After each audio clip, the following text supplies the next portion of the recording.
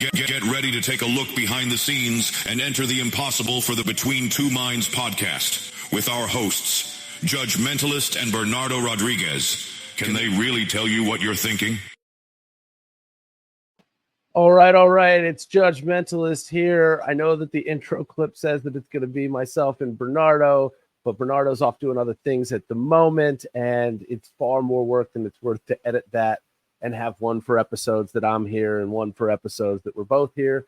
So I am excited to jump in and do what looks like one of the podcast episodes that we were doing at the Michigan Hypnosis Conference, except it's not, and it kind of is, because the Michigan Hypnosis Conference was 3 days of jam-packed information, learning, leveling up, networking, you name it. We were out there doing it, and I tried to squeeze in whatever I can and did not get to sit down with my new friend Luke here, who is a fantastic hypnotist from the Toronto area.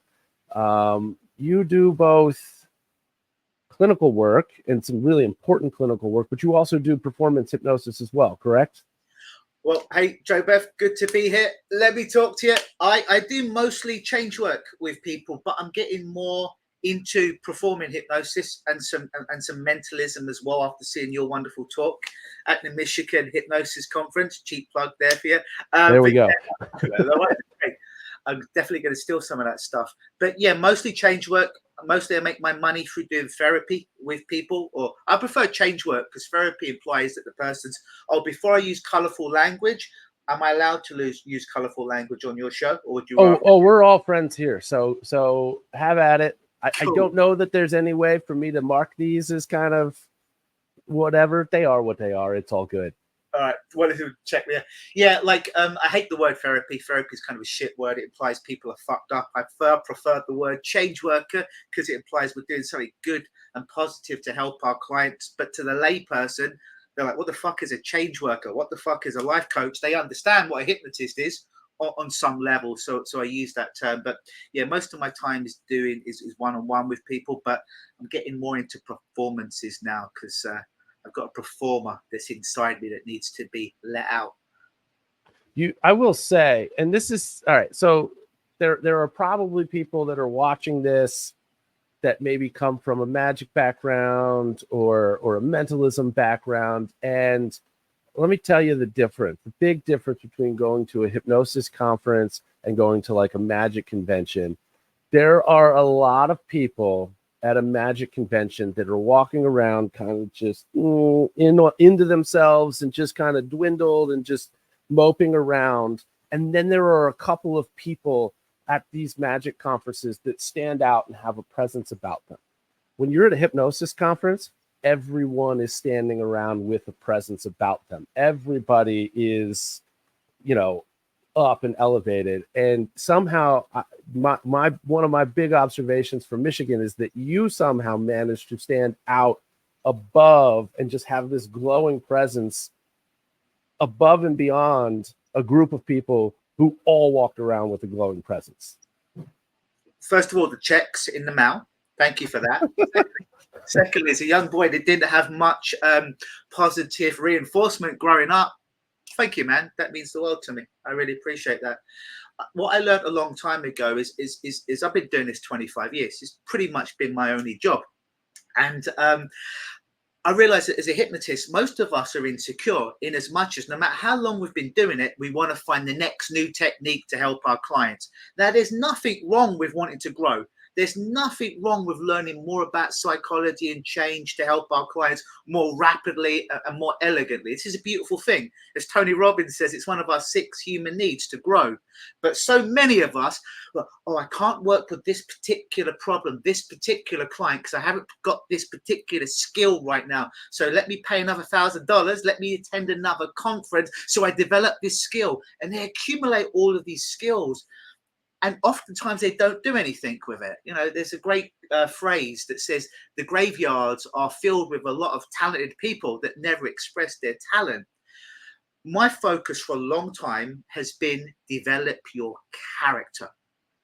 And by character, you know this, being a mentalist, being a lawyer, being a stage performer, is you've got all these skills, but there's a lot of bloody stage hypnotists out there. Some of them are good, some of them are lousy, to be honest. What's the difference is oftentimes people are doing the same routines. Not everyone. There's some great stage performers out there, but they're not cool.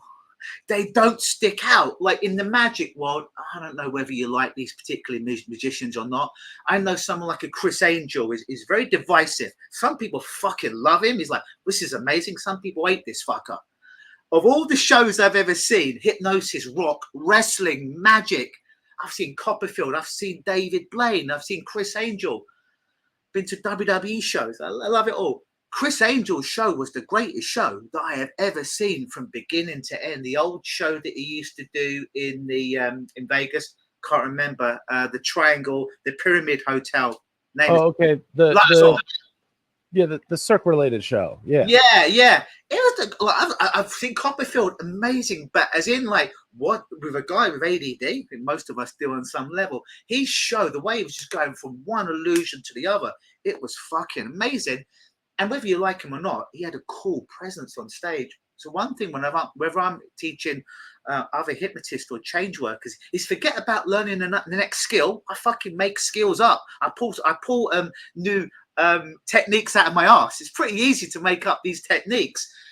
But your presence, your energy, how you are communicating, what makes you different, your persona. And when I say persona, I'm not talking about being a phony. I'm pretty much the same fucker all the time. Same guy at the conference, same guy doing my talk, same guy with you, same guy at my MMA, same guy with my girlfriend. Maybe the volume's turned up in certain areas, but it's me. I'm not trying to be the hypnotist. I am this fucker as I'm walking around. So stop trying to, the next skill.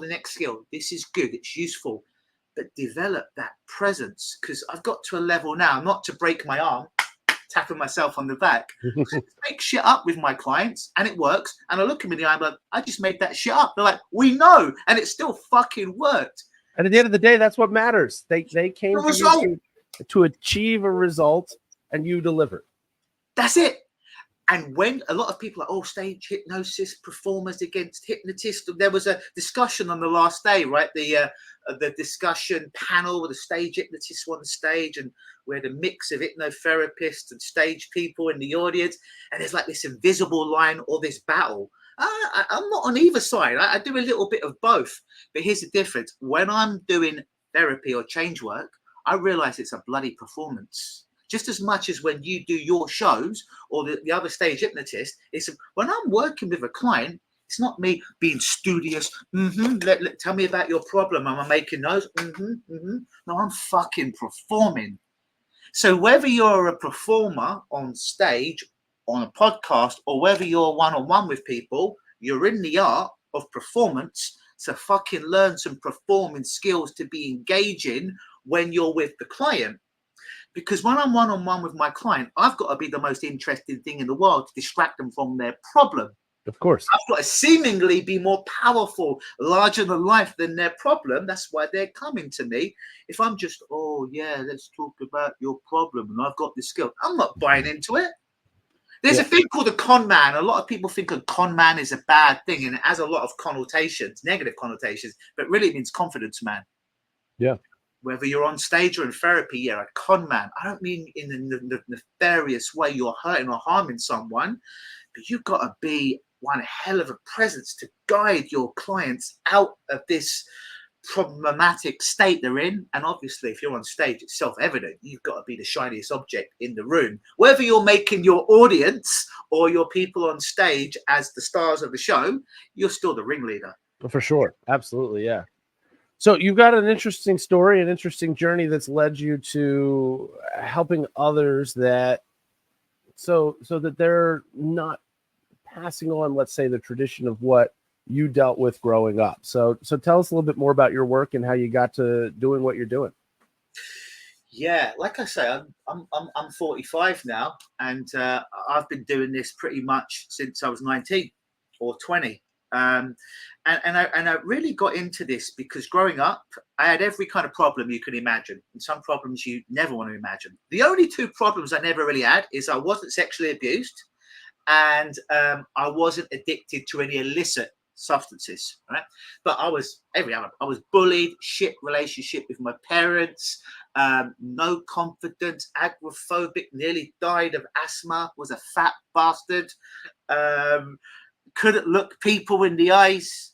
I had about every problem, like I say, you can imagine. And I had years of therapy, years of traditional therapy, because I was the problem, right? As a 10-year-old kid. I had years of therapy, probably close to 10 years of child therapy with traditional psychologists, counselors, and family therapy. None of it helped. And I'm suicidal. I tried to top myself, as we say in England, kill myself twice before the age of 17. And when the second time didn't work, I'm like, it's probably the universe's way of telling me I better start fucking living now. And when years of traditional therapy didn't work for me, and some medication that I used to learning skills from Magic, they would give me the antidepressant, anti-anxiety. I'd palm them and sell them to other people in the clinic. I was like that. But nothing worked, man. And I started talking about my problems for years. And it was lovely to have someone listen to me bang on 50 minutes of the hour, but nothing changed. I was still fat, still fucking lonely, still agoraphobic, bullied, shit relationship with my parents, suicidal, depressed. Oh yeah, and anxious. I had anxiety before everyone had anxiety. I'm walking around in 95 of anxiety. Now everyone has anxiety, right? But I had it before it was cool. And nothing worked. Nothing fucking changed me. And then I've told this story a lot of times. I'm going to try and tell a little bit different here. Is in England, you've probably heard of this fella. There's a guy called Paul McKenna. He's a very popular hypnotist, very successful. And he used to have a stage hypnosis show that was edited that would be on primetime TV in England in the 90s. And before the internet, right? So because it was on TV every Monday night at 8 p.m., I'm like, this shit must be real. They wouldn't put it on TV if it wasn't real. But, well, if he can make this one bark like a dog and this one moonwalk like Michael Jackson and this one sing like Tom Petty, maybe this stuff could help me. And he would sell these audio cassettes, not even CDs, not even downloads, audio cassettes that you'd have to flip these bad boys over. And one was called Supreme Self-Confidence. And I saved up some money, and it was like $22 or £11 back in the day. You had to write a check for it. So my sister wrote a check, sent it away from the News of the World newspaper. We cut it out, and I eagerly waited for this audio cassette for like 3 weeks. Finally arrived, and because I believed it has to work. He's on TV. It must be real. He's an entertainer. Wouldn't put him on TV with 10 million people watching him if it wasn't completely legit, completely real. This is my impressionable mind, but useful at the time. Audio cassette comes, and I fucking listen to that bad boy religiously every day for 3 weeks. Side A, explaining what hypnosis is. Side 2, the induction to supreme self-confidence. And that stupid $22 generic one size fits all, Paul McKenna didn't know me, changed my life more than 10 years or so of traditional therapy. Then my brain went, there's something to this shit. What if I traveled the world, spent way too much money, got in way too much debt, learning this legitimately so I could help other people in the way that it helped me? Then I spent the next 25 years traveling the world, spending way too much money, learning from people far smarter and more elegant than me on how to do this. And then at the beginning, I tried to be Tony Robbins, right? Everyone would get involved in hypnosis or talking. Tony's a great talker, very, very powerful, wonderful talker. But my mistake was, like a lot of hypnotists, we see a great hypnotist, a great performer, and we try and emulate them. It makes sense, right? They got us into the field of hypnosis. And as my dear old dad, who passed away a couple of years, said to me, he's like, when people go to Vegas, they don't want to see the Elvis impersonator. They want Elvis. Mm-hmm. Meaning people want you, not some fucking cheap imitation of someone else. They don't want me pretending I'm Chris Angel. Me pretending I'm Tony Robbins, right? They want me. And one of my biggest things that I kept hearing when I got involved in hypnosis quarter of a century ago is, Luke, that talk was great, but we didn't buy it was you at all. We didn't get any authenticity from it at all. No connection. And this fucking aggravated me, to be honest. I'm like, how can it not be me? It's me on stage. It's me talking. What do you mean it's not me? And I really I didn't get it. I didn't get it. And it was probably about 6-7 years ago. I was at HypnoThoughts. For the people who don't know, HypnoThoughts, biggest convention for hypnotists, stage hypnotists, and change workers in Vegas. About 1,000 people go to Vegas and do this conference over the weekend for ongoing education. We have the best hypnotists, change workers in the world. And I was trying to be a cookie cutter up until 7-8 years ago. My talks, no colourful language, didn't want to offend anybody. I just wanted to be the grey man, everything for everyone, because I wanted clients. I wanted to help them. So I wanted to appeal to the mass audience while I was watering down who the fuck I was inside. Then I went to a talk from a guy called Carl Smith, British guy, told a great story about how he got involved in hypnosis. And he's blinding on stage. He's stumbling over his words. He's pacing back and forth. And I'm fucking captivated by this performance. It's not perfect. It was not clean. It was raw. But I felt. And in that moment, I'm like, because I saw it was mirrored deep inside me, but I wasn't letting out. I'm like, and I watched a bunch of talkers that weekend. Some were good, some not so good. But this was the only one that spoke. And it's like, you need to let your inner badass out. Not to rip off Jim Keller here, but you need to project your authenticity in who I am. I'm a guy that likes to talk really fast. I'm a guy that has tattoos. I'm a guy that uses colourful language. I'm a guy that likes rock music and professional wrestling. Fuck trying to wear the suit, the tie, and be the grey man. And that talk just gave me permission to get rid of this past me, who no one bought anyways, and to embrace who the fuck I was. And then my therapy, my change work, talks that I gave, it went through the roof in the most positive way. And the biggest compliment people would give me after one of my talks was, fucking hell. Well, they didn't always say fucking hell. Some of them were like, well, more well-mannered than that. But as a British man, that's a compliment to me. But we went to 10 talks this weekend. And yours was the talk that stuck out because we felt you were real, you were raw, you were passionate, and there was no phoniness there. And I'm connected to that. It was real, and it was really entertaining and passionate. But fucking you made me feel something. It's wild that and I would imagine that there was this translation. Not only did these talks give you the permission to be the true you, but in turn, I bet that helped you substantially in giving your clients effectively the permission to be who they want it to be through your work. Do you know in NLP hypnosis, we're taught about rapport building with our clients or audience, what have you? Do you know how I know I've got rapport with a client or on a screening call before they become a client? As soon as my potential client starts swearing, because I've sworn, it's done. I didn't have to match and mirror them. It was on the phone. I couldn't see what they were doing anyways.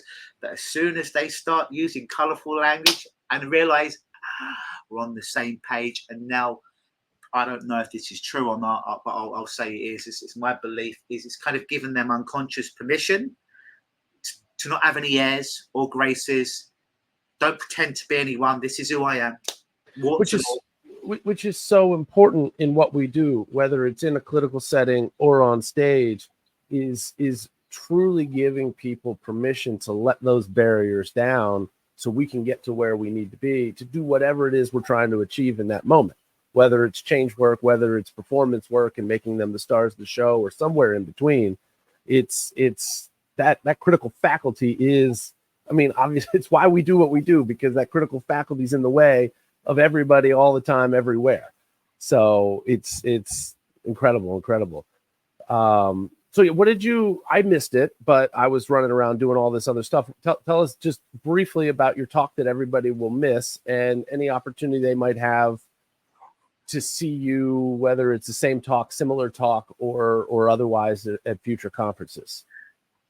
Great that you just asked me about that, because I was making the thumbnail to the video of the talk I'm about to put up. So if it's all right with you, I'll put the link in or send it to you after. Yeah. Actually, the talk was, pretend this is a red flag, not a scarf. how to take the red flags out of your thinking. Oftentimes people like I work with a lot of people that are addicted. I think everyone's addicted to something, right? But as I say, I'm addicted to wrestling, right? But I'm addicted to tattoos, but not all addictions are created the same. The heroin addict who's addicted to heroin, or the chronic masturbator, it has a different set of problems, right? So it's not all addictions are created equally. Let's say I have an addict or someone, I don't believe anyone's an addict, but let's say they're having the addiction problem and they come in like, Luke, even though you helped me stop drinking and I'm very happy and it's been a month or two and this is the longest I've ever done, feel really good. But I think I'm feeling good because I haven't had the thought of drinking. And if the thought of drinking comes in my head, I think that's going to cause me to drink. Sometimes people think the thought is the problem. Listen, I know you're a performer and mentalist, but it's good if I illustrate it this way. So if you have two thoughts, Joe Beth and your audience, right? And one thought is the thought of a feather. And the other thought is the thought of 100-pound kettlebell. And you have the thought of the feather and you have the thought of the 100-pound kettlebell in your mind. Which thought weighs the most? Well, the thoughts don't weigh anything. Thank you. But that gets most people. And if they're smart, they're like, well, most people say it's the kettlebell. I had a client yesterday says the kettlebell, and most people do. And I'm like, well, no, there is no weight inherently attached to the thought. A thought is a thought. It's neither heavy or light. It's neither good nor bad, except for the label we put on it. In the same way, energy isn't good or bad. Energy is energy. Depends how you use it.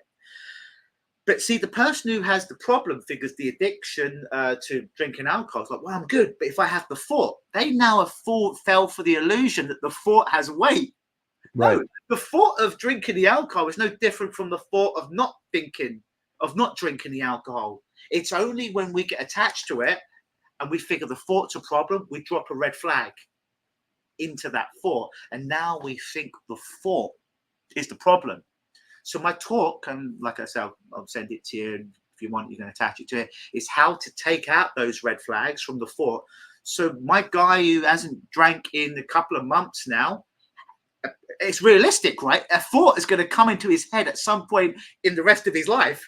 There's going to be the drinking thought because he had the problem for a long time. It's completely realistic. But now when the thought comes up, it's no different from the thought that I need to take a shit.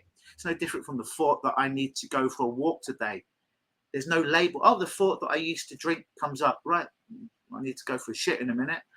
It's just a thought. So it's about pulling out. And I use a lot of gross and colourful and sometimes violent metaphors because those stick to people's heads. Yeah. In the past, I'd use these beautiful, flowery, elegant things. And it wouldn't stick. But when I'm talking about serial killers, when I'm talking about sex, when I'm talking about other things, people fucking remember that shit. Fantastic. And now you're doing this talk at the NAF conference, correct? No. I am going to be there. I'm giving a different talk at the NAV conference. I'm doing a talk on how to use energy, how to use energy psychology, basically. So tap in energy work like Huna, shamanistic work with our change work clients. And then I'm doing a post-conference on Huna. And really what Huna is the ancient spirituality of Hawaii, basically. Side note, I am not spiritual. Side note, I don't believe in hokey stuff. But of all the fucking things I've learned in my life, Huna and the change work I do with Huna and energy work, and it shouldn't work, and it makes no sense to me fucking logically why it works. It just so happens to work. And I can literally, my goal has been for a long time, Joe Beth, a client comes in, I don't even know why, in my perfect world, I don't even know why they're there. They're, Luke, can you help me? I'm like, yeah. And I send my Avaiku, my spirit guides. I understand it sounds hokey as hell. I still have a challenge saying it, but I only care about what works. My guys go out, take out their problem. My clients have no idea what the fuck I'm doing as I sit back like this. And I look at them, I'm just like, the problem's gone, isn't it? They're like, how did you know? Because my fucking guys just came back and told me.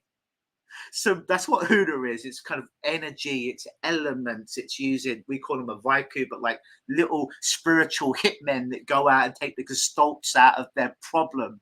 So I love to talk, but sometimes I lose my voice and use way too much energy. So it's really hard for me to do this and let my guys take out the problem, where I could just sit back and with a shit-eating smile and just be like, the problem's gone in it. And they're like, yeah. I'm like, how can it be gone? I didn't do anything. They're like, we know, but it just felt like it was pulled out. So my one-day course at the end is on Huna, how to develop those skills to really come across as a fucking magical badass wizard. And this is in November in Virginia Beach, Virginia, right? I put the link at the bottom there. I will, for anybody that's watching this live, I will go back into the YouTube description to make sure that we get that link in there too. That is fantastic. So any last thoughts, any last words that you want to share with everybody out there? Do you anticipate being back in Michigan for next year's conference? Yeah, I'd love to be there next year. That'd be great. It's a growing conference, a lot of great people in there.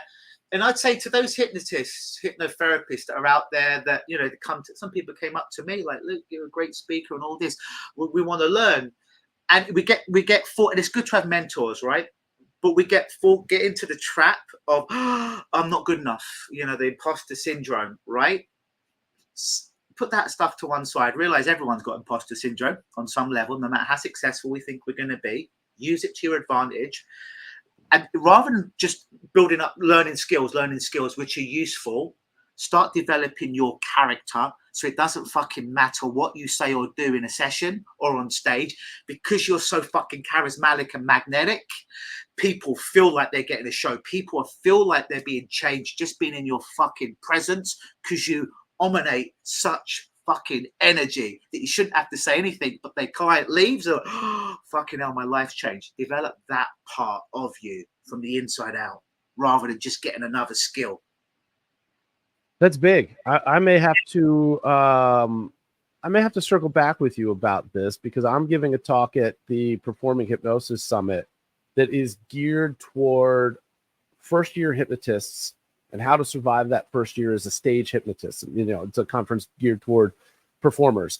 And one of the biggest elements of it is the number of people who have gone through training after training after training and still haven't done, nor do they feel like they can do that first show. So, you know, I've got a whole list of stuff that I'm going to be teaching people that surrounds that. And I think adding in some conversation and some focus on really building that character and making sure that you're even more of a presence, and that presence that you're going to be when you go on stage is going to be super helpful for people. Because again, it's there's so many people.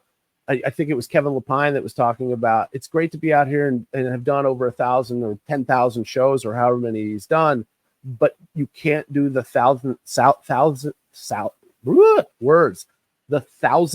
show or change work with the 1,000th. There, I got it that time. Client until you've done the first. And that first one doesn't need to be perfect, but doing it is so important and getting it there. But giving somebody that emphasis and that focus on developing that character, so you know who's popping out there on stage, and just, you know, making that happen, I think is going to just be an extra tool in the toolbox. You know, one of the big things I want to tell people, look, you've gone and you've done a training and you've spent thousands of dollars. Go do stage shows for a year before. I'm not telling you not to go get a different perspective from a different trainer, but go do a year's worth of shows before you, because then through those trenches, you're going to know, oh, I need to work on this, and so can help me there. And I need to work on that, and so can help me with that. You're not knowing that when you haven't done that first show. And you're not knowing that till you've done probably 30 shows, till you really start to figure out where your place is. And the same goes in a more clinical one-on-one setting. You don't necessarily find your way right away. And it just takes some time, but don't keep throwing money at it until you figure out what it is that you're trying to accomplish there. So Awesome. Well, I look forward to the next time that we cross paths, maybe at one of these conferences, maybe somewhere else, who knows. Any last thoughts? No, let out your fucking, I'm going to say inner performer, but again, for people listening, even if they have no intention of becoming a stage performer, inner performer, Richard Bandler said this best, the co-creator of NLP: when you're in therapy, you're in fucking entertainment, so be entertaining. 100%. 100%. We got a shout out there from my stage partner who popped in here. Luke Gnosis is a dope ass name, and it absolutely is. Where do people find more about what you're doing? Let's say they want to just work with you as a patient. Yeah. So if they go over to lukenosis.com, Luke like me, Luke, Gnosis, Nosis.com, all my stuff's there. And if they've specifically got a problem with over drinking, stopbingedrinking.com is specialization website for those people. You can find me on every form of social media. On my YouTube, I don't know, it's 1,500 videos, including my talk from this weekend will be up, my TED talk, client sessions, Vegas sessions, everything's there, so you can kind of get a feel for how I work and how I see the world. The only difference between me and everyone else is that in hypnosis, we got these techniques, and we all think we recreated the wheel. We didn't recreate shit. The only difference between me talking about it and you or someone else is my experiences and how I deliver it out of my mouth. But so many hypnotists, oh, I developed this perfect skill. No, you didn't do shit. You put a little twist on it, but don't get caught up. You invented anything so you could trademark a fucking technique. Right. The originality. Sell a DVD, right? Yeah, it is exactly. And fucking get more money from hypnotists, right? Your only originality, my only originality, none of these ideas are original. It's just fucking how I say it and how I process it and how it comes out of my mouth. That's the only thing that's unique about me or fucking anyone, is how you perform and how you do it. But lukenosis.com or stopbingedrinking.com. And I'll get those into, I don't know that I can edit it after the fact on Facebook, but it will be, find this on YouTube, and in the description, those will be there. So check out Luke. I want to thank you again for joining me. Thanks you for being at the Michigan Hypnosis Conference and everything that you did to share with everybody. All right. Till next time, friends. Thank you for tuning in to the Between Two Minds Behind the Scenes podcast. Be sure to follow us on social media under Between Two Minds with the number 2 instead of TWO, or under Enter the Impossible. Thank you, and we hope to see you back for the next episode.